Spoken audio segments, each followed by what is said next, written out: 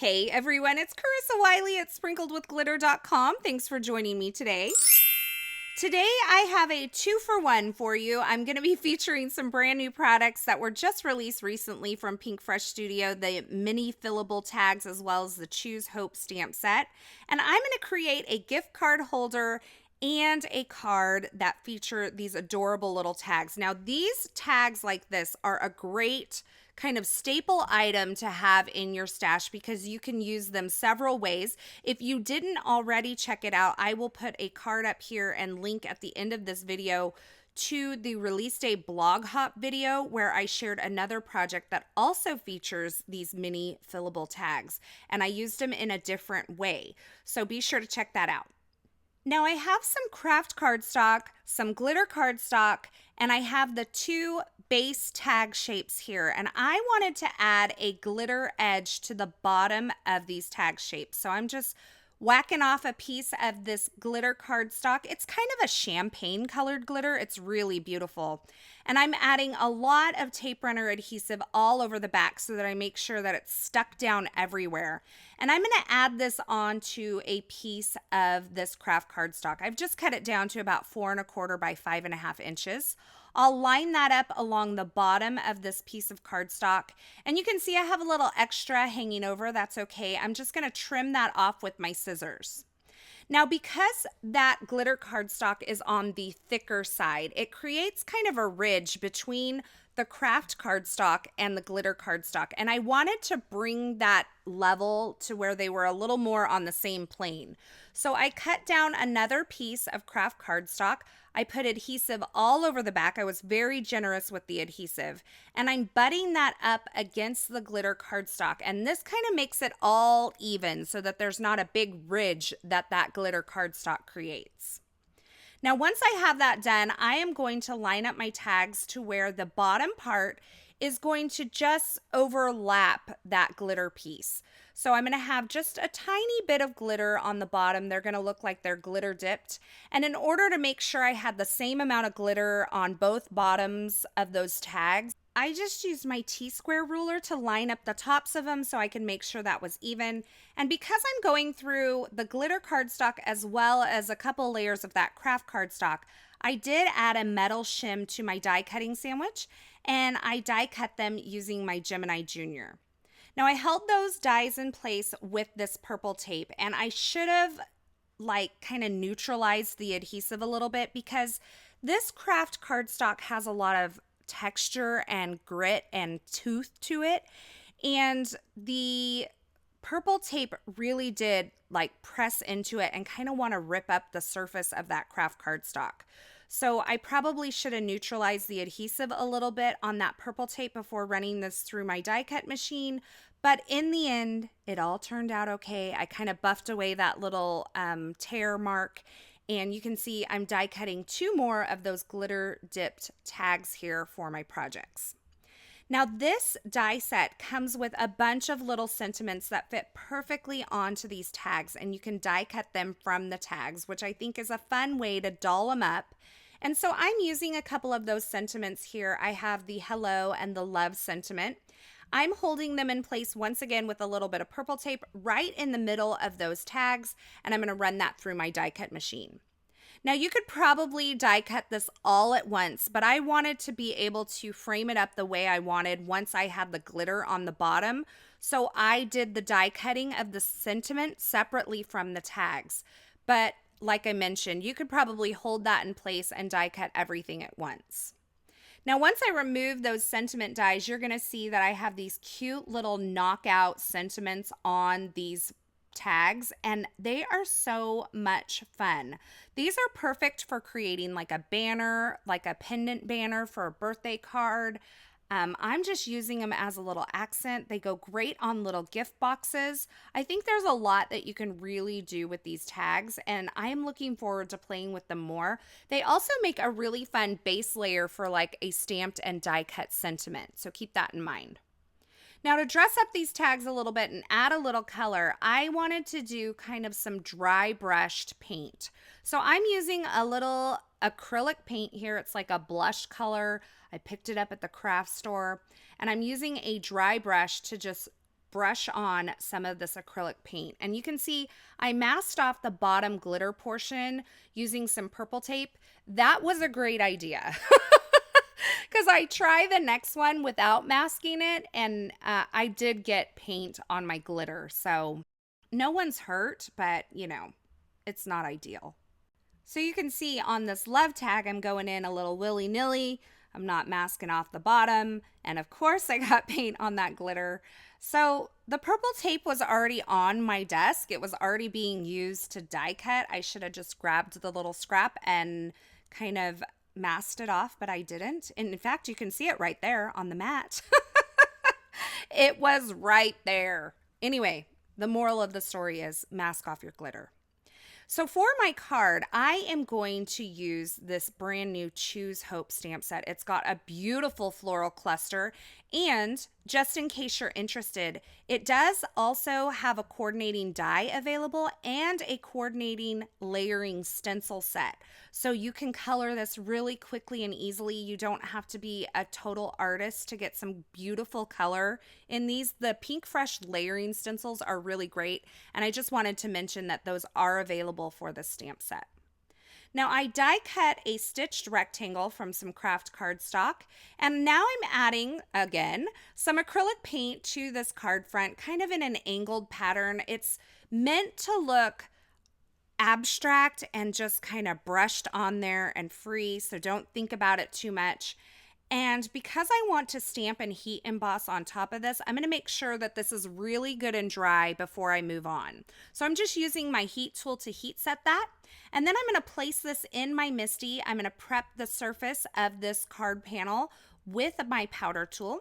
I'm going to ink up this beautiful floral cluster with some VersaMark ink and then press it onto my card front using my MISTI stamping tool. Now my VersaMark ink pad is a little on the dry side, so I did stamp this 3 times. I probably need to get a re-inker or just a brand new pad.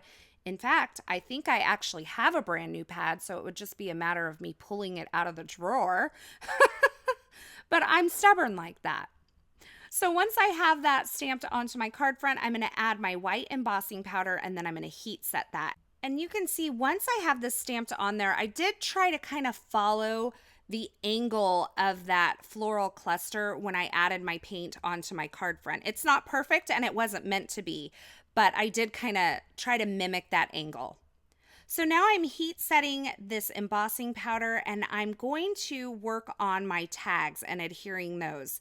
Now, when I placed these onto the card front, I felt like the sentiments were getting a little bit lost. So I'm going to use the tag shapes again, and I'm going to die cut some vellum so that I have kind of a backer to this. It's not going to be a huge, like, standout difference, but it does really help those sentiments to be more visible. And I'm going to layer these behind the die cut tags that I already have. I'm going to use some liquid adhesive, and I'm going to slightly offset these. So the vellum is going to still appear behind the sentiment window, but it's also going to kind of stick out a little bit and add an additional layer to this tag cluster. And you can see on this love tag here, I already have a little bit of natural hemp twine tied through that hole there at the top of the tag. And I'm just adding this second layer of vellum. I did trim that down just a little bit to where it would fit, kind of nestle underneath where that twine is already coming through. So now that I have my pieces ready to go, I'm going to adhere my card front onto a top folding A2 size card base using some foam adhesive. This card base is cut to 4 1/4 by 11 inches and scored at 5 1/2 inches to create that top folding card base. And then I'm going to add my little tag cluster here with some more foam adhesive. And this is really just going to complete the card here. It's very simple, very subtle, but that little bit of glitter really helps dress it up. And I think this is an adorable card to just say, hello, I love you. Now, I still had a couple tags left with that glitter along the bottom, and I didn't want them to go to waste, so I'm going to go ahead and create a second project today. And I am using the Fillable gift card holder from Pinkfresh Studio. This is a die set. I am going to throw a metal shim in here, but you probably don't need it, quite honestly. And it gives me the base of my gift card holder, and it does create a little score line. I'm going to show you my trick for that in just a bit. And I'm also going to die cut this artistic bow from the glitter cardstock that I used earlier, as well as another banner. Now, I don't believe I actually used that banner, but I guess time will tell. We will see. Once I've die cut all of these pieces, I'm going to go ahead and poke out the little dots that kind of were remaining inside of my die cut. And I'm using my little Kraft pick for that. Those are like the hanging chads, you know? Does anybody remember that? That's been a long time ago. We can laugh about that now. And then I'm just removing these die cut pieces, and I am going to take this gift card holder over to my score tool. And I'm going to actually score along the score line that has already been created by the die. I find that I need it a little bit deeper to get a good, clean, crisp fold. So I just reinforce it on my score tool, whatever one you use. You can use your trimmer for that as well. And once I have that folded over, I'm going to put it into my Misty stamping tool. I'm going to prep the surface with a powder tool, and I am going to stamp this floral cluster from Choose Hope another time onto this gift card holder. So I did, once again, double stamp this. I'm adding my white embossing powder over the top, and then I'm going to heat set this. Now this project, once again, is very simple. It's a little bit of embossing, those beautiful tags, and then that glittery artistic bow, which I'm going to show you my trick for here in just a minute. I like to take these and kind of break down the fibers a little bit, especially when I'm using something as thick as glitter paper. So what I do to do that is I just take something round like a jewel picker or my Kraft pick or a pencil or something like that, and I roll the cardstock around that rounded surface to kind of help break down some of the fibers in the paper and allow it to be a little more flexible.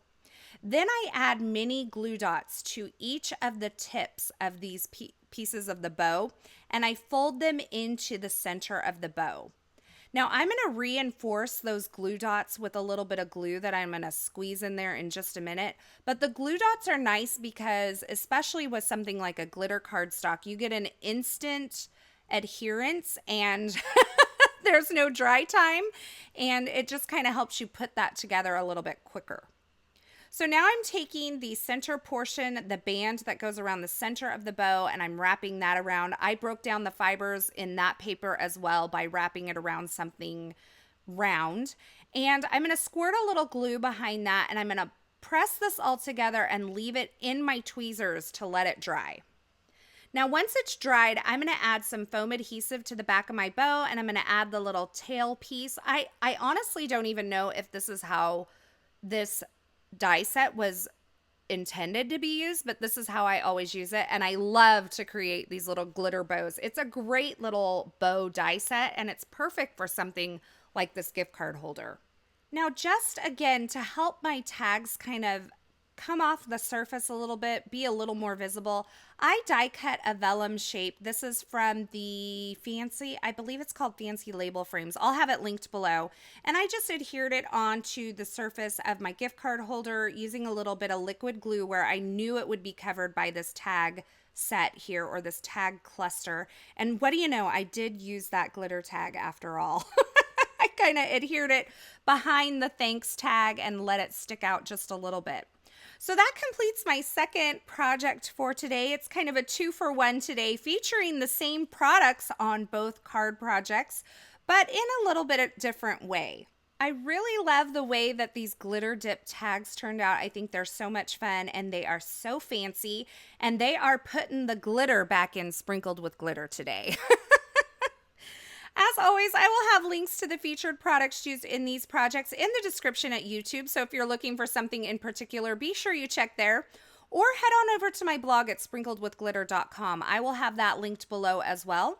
Over there, you'll find more still shots, more information, and a complete list of supplies. As always, thanks so much for stopping by. Thanks for watching. I'm so glad you're here. If you enjoyed this video and this project, I would really appreciate it if you would give it a thumbs up.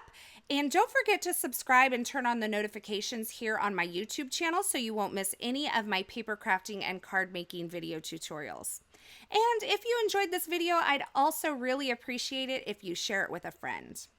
Once again, thanks so much for stopping by and hanging out with me today. Thanks for watching. And until next time, I hope you have a fabulous day. Hey, thanks for sticking around to the very end. You know, if you've made it this far, you are one of my favorites. If you want to subscribe to my channel, go ahead and click the button on the left side of the screen. And here's a couple more video tutorials I thought you might enjoy.